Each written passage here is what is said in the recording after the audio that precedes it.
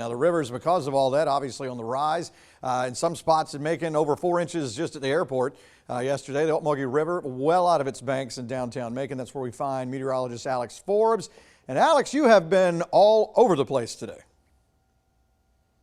Ben, I have indeed. 25 feet. That is the level of the river behind me in Macon right now. But earlier this afternoon, I was in other parts of Macon and down in Houston County, and I wanted to take you on a look of the tornado's damage from a meteorologist's perspective. Check it out.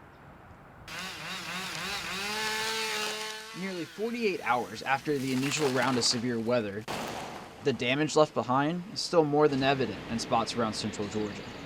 The National Weather Service is responsible for determining tornado ratings based off damage. When surveying, meteorologists determine first if a tornado occurred, then correlate the damage with estimated wind speeds to rate the tornado on the Enhanced Fujita scale, also known as the EF scale.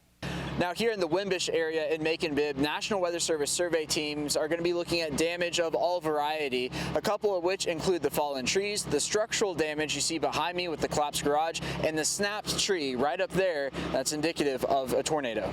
It's horrible, and I was screaming on the phone to my sister as I was looking and walking because I've never seen anything like this in my life. The Macon-Bibb tornado from Tuesday afternoon has not been officially rated, but in Houston County, crews were able to assess the damage Wednesday morning before the afternoon's severe storm struck. It was a tornado, and so we're looking at some of the damage in here. We're going to look at some of the damage on Hawkinsville Road and some of the areas in between here and there. The tornado that struck just south of Robins Air Force Base was rated an EF3.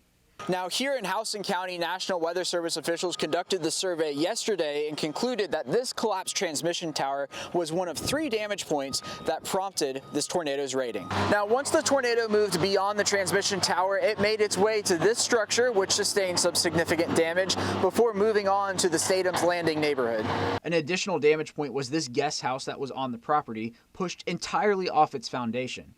Meteorologists with the Weather Service are working to finalize the report on this tornado that will include its width, length, and track, and reports on other tornadoes across central Georgia.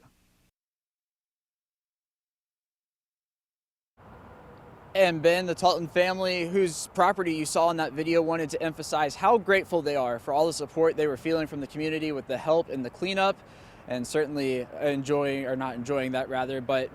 grateful for that down there in Houston County. Live in Macon, I'm Alex Forbes, 13 WMAZ News.